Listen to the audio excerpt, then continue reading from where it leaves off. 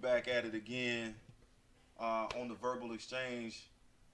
Once again, stuck on these politics, stuck on thinking in the black community, and really just trying to knock some issues around. We were supposed to touch on black religion again today, uh, and what's been dominating the news recently, Quinn, is the Paris Agreement, the Paris Climate Agreement, and our position in it. You already know President Trump just recently, as of yesterday, announced that he was going to withdraw the United States commitment to the agreement.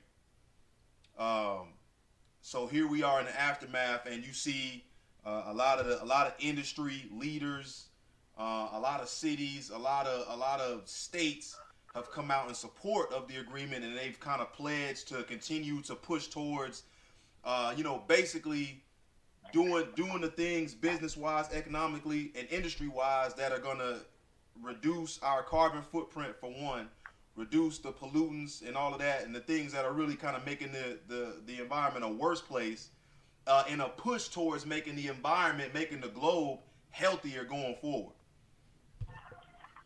Um, we back at it on Facebook. The ongoing discussion that we have, and I have my cousin is saying that Trump absolutely made the right move. Right? He's saying that, oh, Trump ain't stupid. He knows what he's doing. The United States was going to lose in the deal, so on and so forth. And I disagree with that. Um, I called you up. I want to get you in on this thing. I want to see where we can, what we can kind of establish in terms of why we thinking the way we're thinking right now. So to pull you into it, first off, I want to know how you feel about the agreement. I don't know if you've had a chance to read the agreement, but basically it was a coalition uh, of 200 plus nations worldwide, and everybody agreed to do X to basically reduce carbon emissions, cut back on greenhouse gases, to push for green energy, renewable energy, and to kind of make the world a healthier place. And everybody agreed to do it by a certain year. How do you feel about a movement like that on a global scale? You know what I'm saying? Do you feel like that's something that's possible? Do you feel like that's something that we should be trying to do? I mean, on the surface, it sounds awesome. On the surface, right? Yeah, I'm all for it. I'm all for it. Um, I can see where the people that oppose it, I can see where they're coming from, and I can see how it can kind of be scary and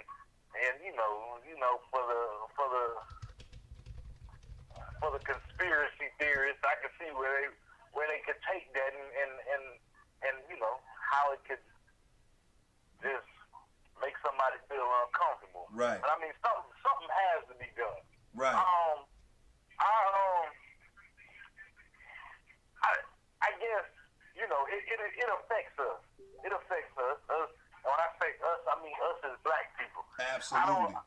I don't think it affects us as much as it affects them. Just for the simple fact about melanin,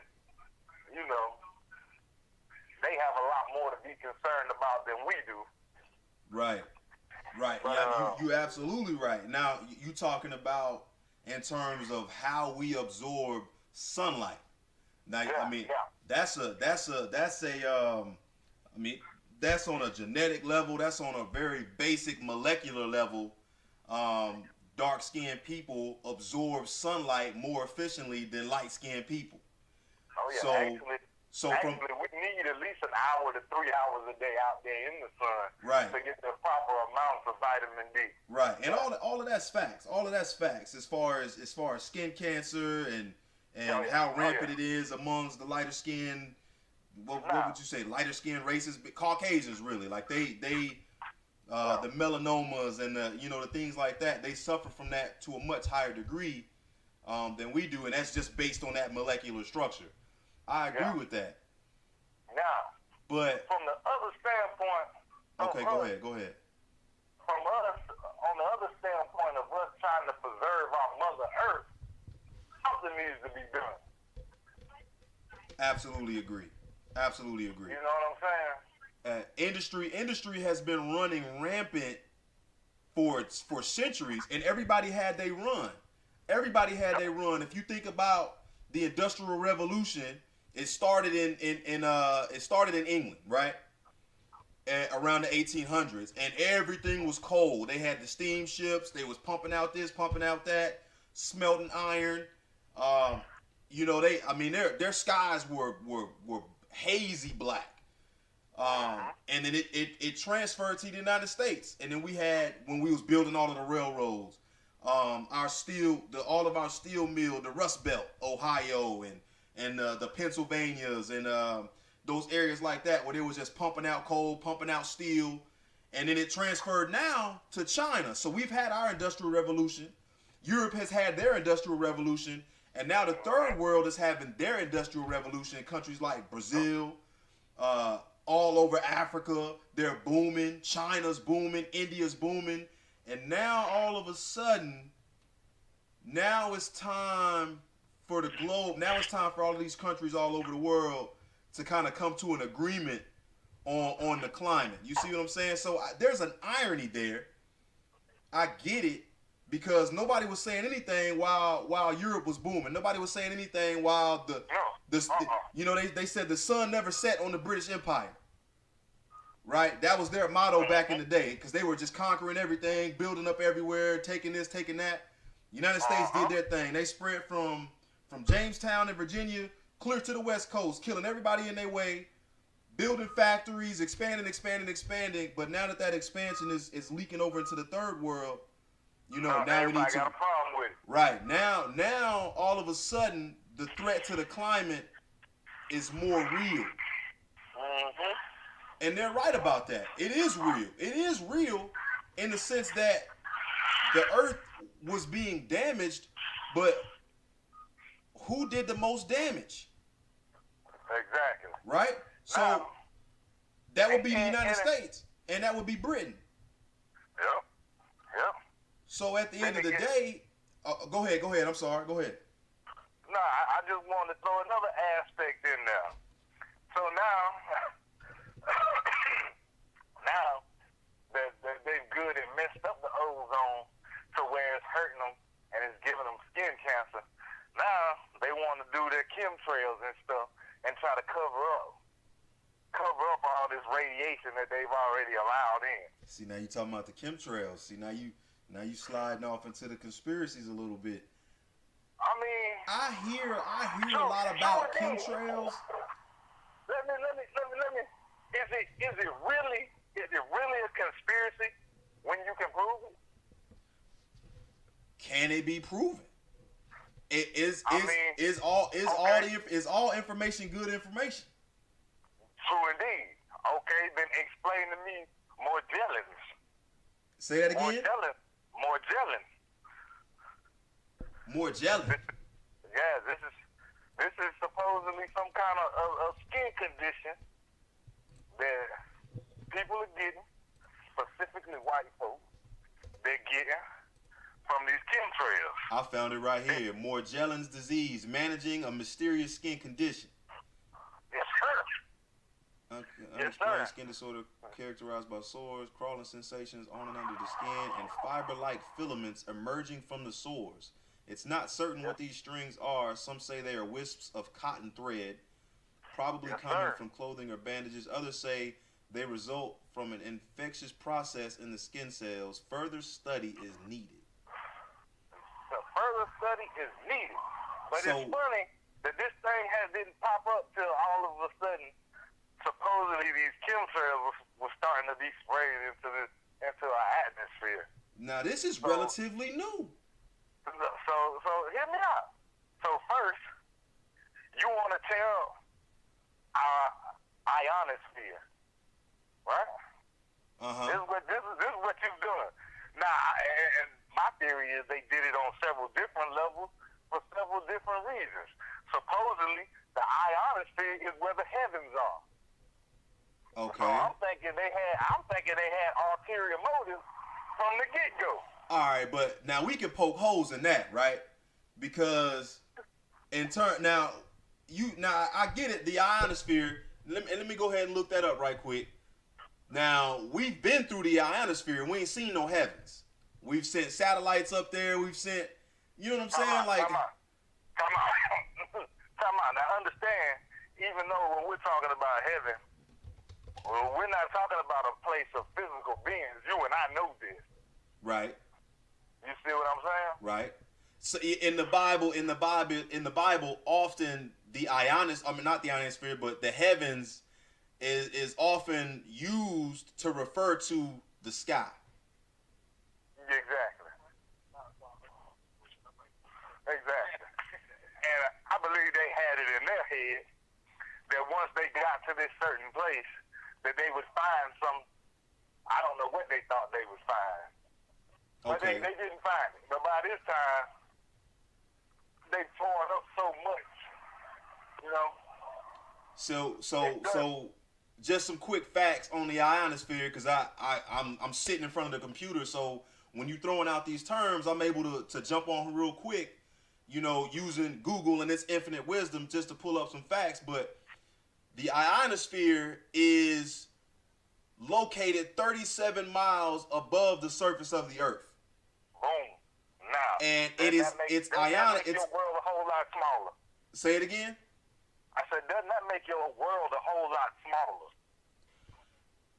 In a sense, yes, but then at the same time, it makes it a whole lot bigger. I mean, 37 miles straight up, that's a lot of space in between where I'm sitting at right now and where we discussing. That's really not that far. When you looking at it through the big, when you looking at the big scheme of things, 37 miles, we talking about 37 miles, dog. Shit, that's probably from where you at right now to where I'm at. Yeah, you could be right. And it really depends on how you look at it. If you operate on a small scale, just in terms of you and I, in terms of size, that seems to me that seems big. But I understand what you're saying when you say 37 miles in the ionosphere. That it really don't seem like a whole lot especially if we're talking about celestial bodies. I mean, it's 18,000 miles to the moon. Yeah. So 37 miles exactly. ain't that ain't a whole lot. I feel That's you on what that. I'm saying. That's what I'm saying. When I'm saying I'm looking up and I can see this planet, this star, you know what I'm saying? Right. But yeah, so now that they've torn this whole thing apart, now they got to figure out some way to cover their asses. I believe they trying to fix it. It says right here that the ionosphere is ionized by solar radiation. Exactly. Solar radiation is the big time. That's the big problem down here on Earth. Exactly. For us right now. So here we go. So now we got the chemtrails going, right?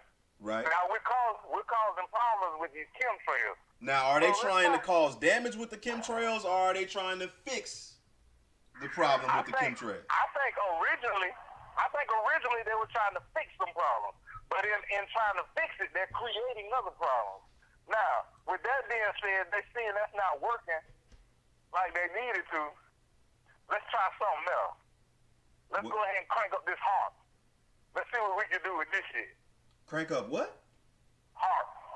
HARP? HAARP. See, now you introducing a lot of ideas here. And that's all they are. They're just ideas, just theories. Some of this can't be proven. Some of it can be proven. You know, it's somewhere in the middle. Not quite black, not quite white. Somewhere in a gray area.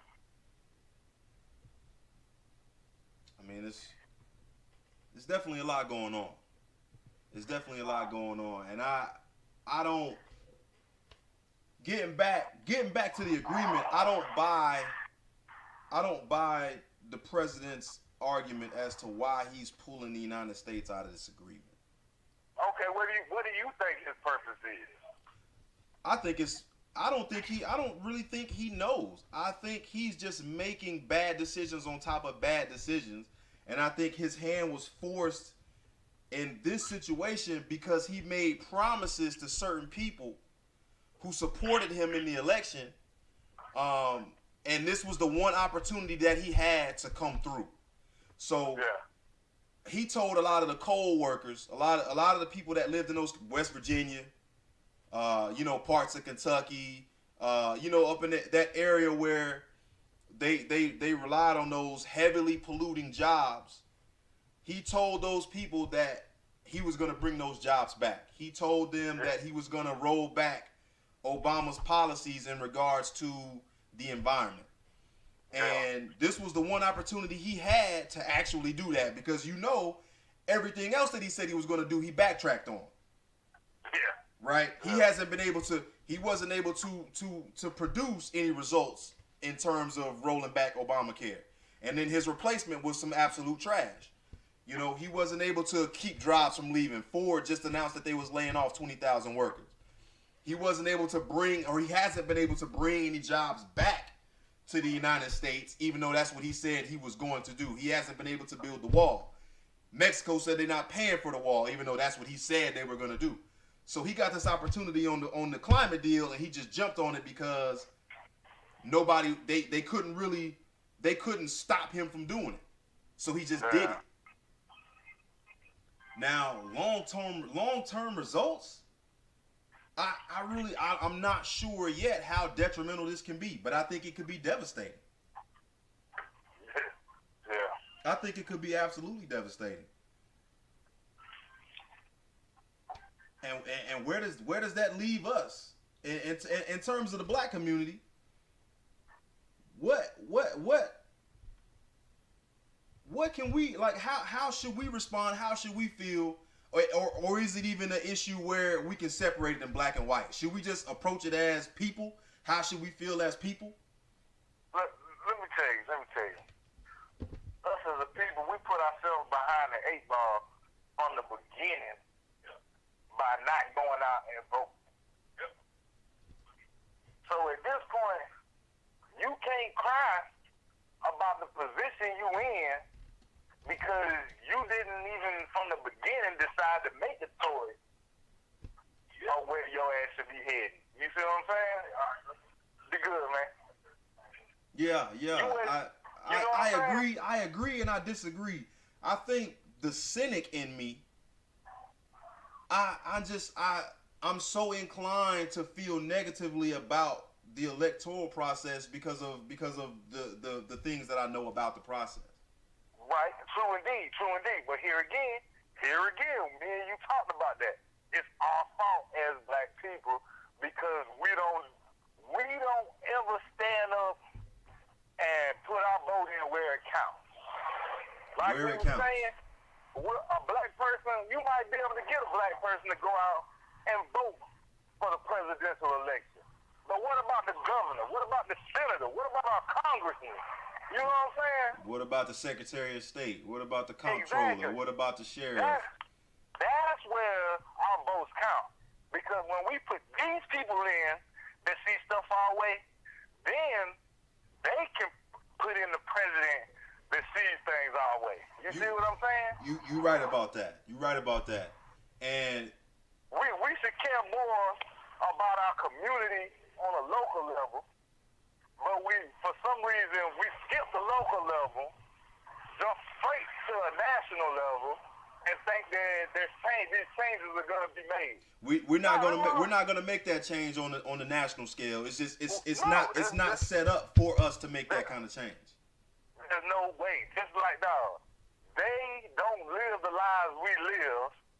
They're not in the same tax bracket we're in. Right. They're not facing the everyday, day-to-day struggle that we're facing, so there's no way they can look out for the little man really, really. All true They statements.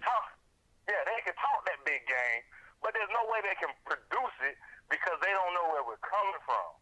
It has to, You're absolutely right about that. It has to happen on the local level for the simple fact that the way the states are set up and the way they count the votes and the way they count these counties, they have the map drawn to highlight the areas that they want to highlight and to push the areas that they don't want to be on the forefront into obscurity.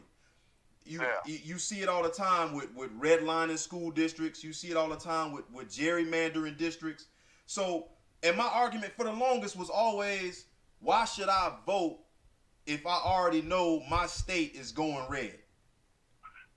Right? And so I would tell my wife all the time, I said, babe, no, I'm not going to vote, because the simple fact that even if every single black person in the state, let's use South Carolina for example, if every single black person in the state of South Carolina went to the polls and voted, and only half of the white people who were registered to vote went to the polls and voted, we would still lose because they outnumber us 4-1. Okay. Right. Now let's flip the script. Now let me say this. I'm not saying that those numbers are 100% accurate, but I know that the number of eligible black voters and the number of eligible white voters is a huge disparity there. They outnumber us a great deal. So even if we was to move to the polls in mass, more than likely, matter of fact, not even more than likely, man. I mean, that's almost a guarantee that we lose in the state. We lost the state this year. We lost it when Barack ran. Mm-hmm. So you know, I've always been cynical when it came to that, just for that reason. Now, the local, like you said, these local elections is a lot different because we actually, some of these neighborhoods is all black. Yeah, exactly. Some of these counties is 60, 70, 80% black. We can make a difference there. A big difference. And not for just your community, not for just my community, but we talking about nationwide. Yeah. That's you know what I'm saying? That's if everybody got on board with the movement. And that brings me to my next point, and we kind of touched on this last time, what are we gonna do to help educate black people and push this movement along? Where do we step in and push this thing to the next level? How can we push this thing to the next level? That's the question.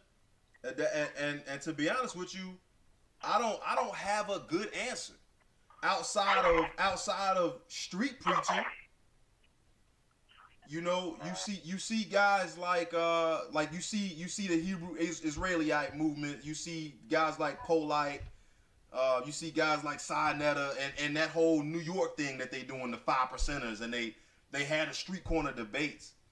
And that's a whole monster in itself.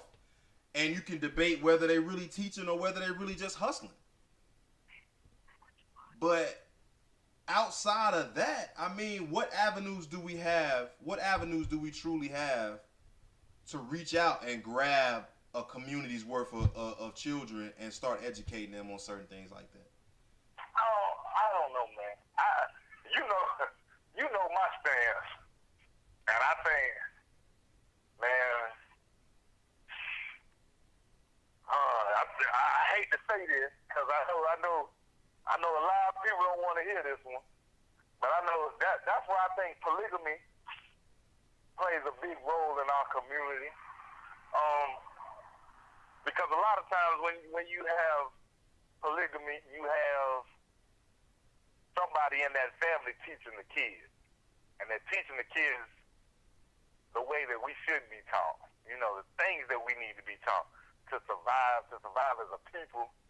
You know, but you already know the reception you're gonna get. Oh yeah, I know. From women and men when you start talking about polygamy. I know, and that's a whole different topic that we have to go into, because believe you me, my view on polygamy isn't what the average person, what comes to the average person's mind when they think of polygamy? You know what I'm saying? Right. Most people just, when they hear that word, when they hear polygamy, they automatically think compound in Utah somewhere with a whole bunch of people marrying their daughters and having babies by their kids. That or he just trying to have a whole bunch of women to get some pussy. No. That's not what we're talking about. We're talking about building a community. We're talking about taking single mothers, putting them with a man so that those children have male figures in their lives. We're talking about incomes. We're talking about multiple incomes into a house. We're just talking about bettering a village, basically, man. You know what I'm saying? Right. Yeah, absolutely. I understand. And we've talked about this before. We've had these communications, these conversations before. So believe you me, like I understand where you're coming from with it, but it's gonna take multiple conversations. It's probably gonna take we'll have to go into it in depth probably another time and just talk about polygamy and really break that down. I know that word in itself just turns a lot of people off. Right. But I mean, once you get the real understanding, meaning, and function of how it's supposed to work, I'm telling you, it take a totally different approach. You look at it differently. Right. But the black community, man, we're in a downward spiral right now, man. Do you really believe that? You really believe we're in a downward spiral? All we gotta do is look back through history and see where we came from and see where we are now. But at the same time, you say that. Let's look at history. I see a lot of progress. Okay, well this is what I see. We come from. We come from a community where we had our own Black Wall Street. What do we got now? Right now, we're giving out $6 to $8 trillion in goddamn cosmetic and hair supplies a year, and not even to our own kind. We're not even recirculating that money in our own community. You're talking about earning money and then, like you said, spending that money outside of the community. And as a result, does that all of our money away? All of our money away. Okay, and that's leading to, I guess, stagnation economically in the community because we're not channeling that money back into the community, back in the home. So we don't see that development per se, but in terms of progress, can you deny? You can't deny graduation rates. That's just one aspect. Hold on. What did you say? You can't deny what? Graduation rates. Jobs acquired in highly skilled, highly technical fields. Hold on. So now we're gonna take and try to equate ourselves to what the white man said we should be. Don't get me wrong now, I believe in education. And I think that's very important. But we're going to say that we're not making it until we reach the white man standard and he gives us the okay, waves the wand over our heads and say, well, now you made it, we're going to give you this degree, go ahead. Well, I'm not saying that. I'm definitely not saying that. But what I'm looking at solely is the percentage of young black students or young black professionals, however you want to look at it, the percentage of those people who are going on to secure their financial futures, to people who are coming from one tax bracket and managing to get themselves to another tax bracket. Upward mobility. Is that really making it? I mean, you can argue that. I think for a lot of people, it's not making it. I think for myself as an example, I just got a promotion at work. Right. I jumped up Congratulations, a couple by the way. Tax brackets. Right. But that really hasn't bettered my lifestyle in it, changed my living in it. You see what I'm saying? I get that. For some people, as long as you have to play into the system, for some people, as long as you're under the thumb of the so-called or the quote-unquote, as long as you're under the thumb of the man, then you really aren't making a change for the better. Like I see that, I understand that. But then at the end of the day, when it's time to count dollars and cents, you know, knowing that a lot of people are putting themselves in a position where they're doing better for themselves economically, where they're doing better for themselves financially, I have to count that. I can't completely discredit that. Which brings me to another point. So, here we are, busting our ass for the white man, chasing something that we call a dollar, something that really doesn't even exist in real life. It's just a goddamn idea.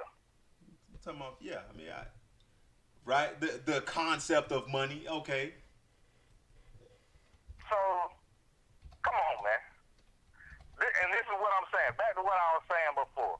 So here we were, entrepreneurs, owners of our own. We got something called Black Wall Street. We control this. This whole thing right here is ours. This is us. Everything here is ours. All the money that comes in recirculates through here. We're better than each other. That to me means something. What we do today, I don't know. It doesn't mean anything. Yeah, I mean, life has become about the individual. And see, hold up, for black people it has, but for every other ethnic group, they operate as a group. As a family unit. Yeah, I get that. I agree with that. I agree with that. Yeah, I mean, what else is there to be said? If you're talking, you can break it down from religions where I mean, if you look at the Jewish community, it's not so much the family that binds them together as it is the faith. You know, Jews look out for other Jews. Jews look out for other Jews. Dog, you see it in the Jew.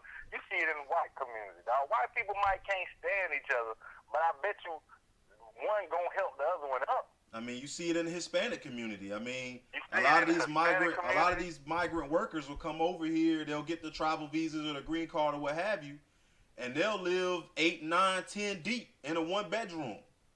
The Arabs, the Indonesian Indians, the Chinaman. No, you name it. Everybody else can do it except for us. You can't call them Chinaman, man. Come on, man. I meant to say Oriental, man. Oriental. You can't say Orientals either, man. We talking about the Asian community. Oriental, man. All right, Oriental became derogatory, man, sometime around the 90s or I might, don't quote me on that, but it's just like calling little people midgets. It's frowned upon. I was unaware of that one. I missed that one. My bad, but yeah. No, but the point that you're making is absolutely true.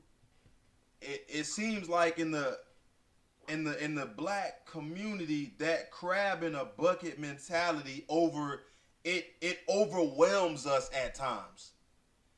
I'll pitch this example to you. A lot of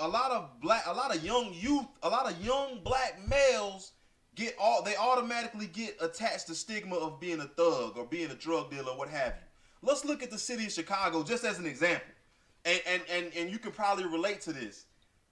Think about the industry that has been created for us. Because I tell you right now, me and you both agree. We both know black people, these young drug dealers and stuff, they not smuggling these drugs and guns across the border.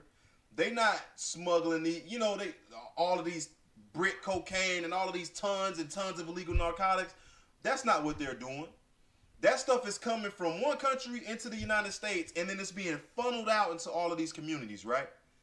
But Yep, guaranteed. okay, think about the drug dealer. Think about the entrepreneurial aspect, and I'm not supporting it, and I'm not condoning it. I'm just using it as an example, right? Think about this crab in the bucket mentality. Instead of everybody getting paid, what do they do to each other? They snitch. They war over turf. They backstab. They undercut. They constantly cutting the head off of each other.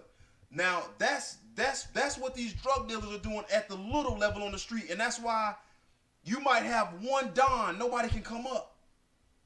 Because the second somebody start blowing up, now they got eyes on them. Now the next man about to knock them off. Now this person snitching to the police, yada, yada, yada. Right? Yep. Now, think about Al Capone.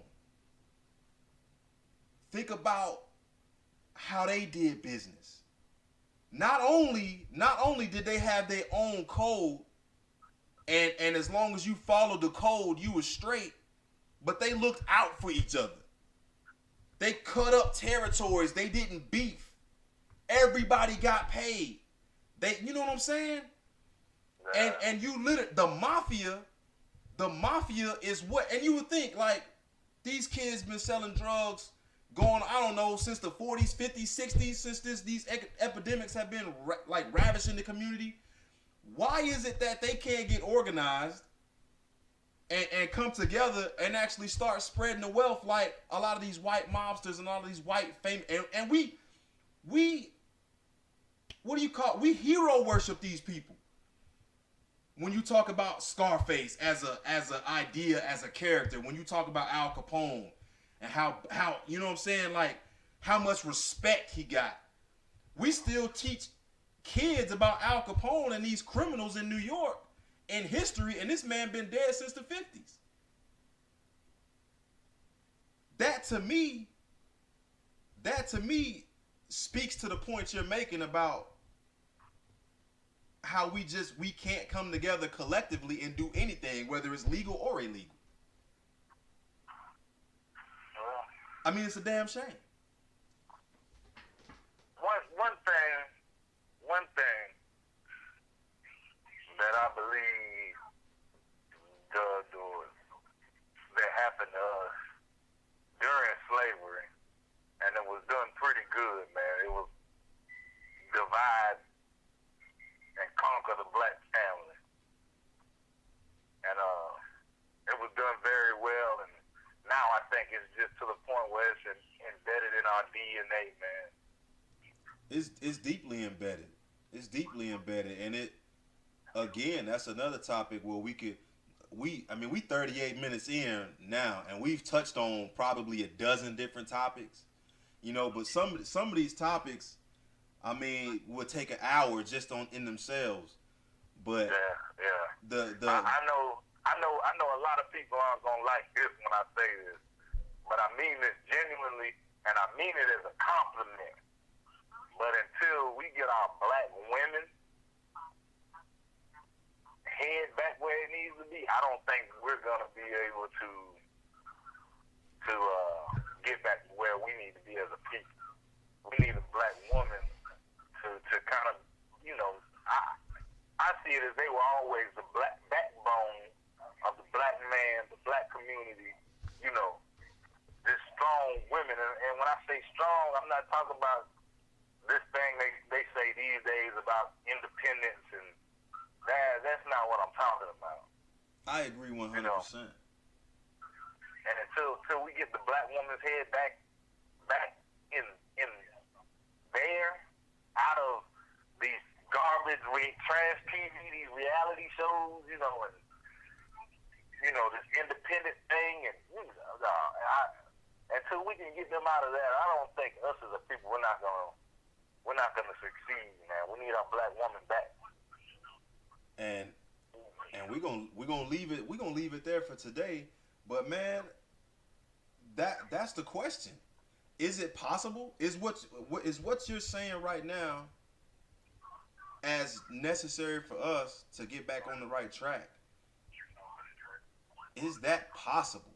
I mean, what would it take? What would it take for us to literally rewire our thinking after all of the damage and after all of the effort has been put into basically getting us to the place where we are right now? Oh man, It's tough. Something drastic. It's tough. Just looking at it on the face of it, it seems like an impossible task. You know, I just think the leadership that we would need, the amount of people on the same page at the same time in the same place, moving in the same direction, and then not even that, but the sustainability of it. Yeah. You know what I'm saying? That's where the real work would come in. This could take decades. Man, we got so much work to do within ourselves, men and women, man. You right. We talking about a big movement, man. You right. We talking about a big movement. I like to listen to Zaza Ali. And she hits that topic a lot, man. You said I think she. I heard the last name. You said Ali. What's the first name? Zaza, Z-A-Z-A, Zaza Ali. Zaza Ali. Very intelligent, very pretty young woman. She's on her P's and Q's, man. Is she on YouTube? Oh yeah, you can definitely find her on YouTube. She on. I'm gonna look up some links to her videos, man, and in the comments on this video, on this little session right here, when I upload it, I'm gonna go ahead and put the link to her page. Yeah, do that. She absolutely.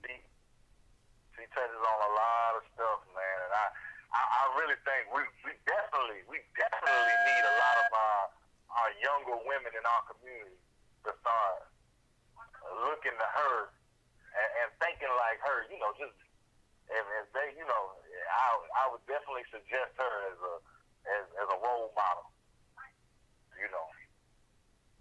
Absolutely. I like the way she thinks. I like,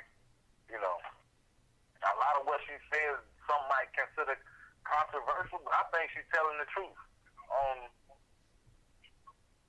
And I've actually heard a lot of black women say, she don't know what she's talking about. But I think a lot of times we don't like to look in that mirror. We don't like to see what we're really looking at. The truth hurts. The truth, a lot of times, the truth stings, especially if what's being said, it applies to you. Yeah.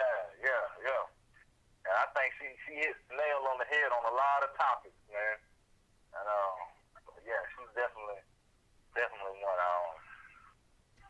If we could get a lot of our young ladies thinking like that, I think we'd be a lot better off.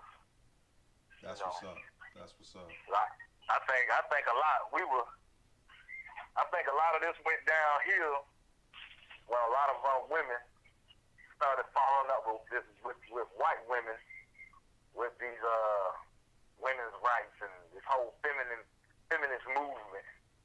I don't think that was really a fight for us, or our women, rather, I should say. And right there is where that's where I'm gonna break it, and that's where we're gonna pick up on the next one.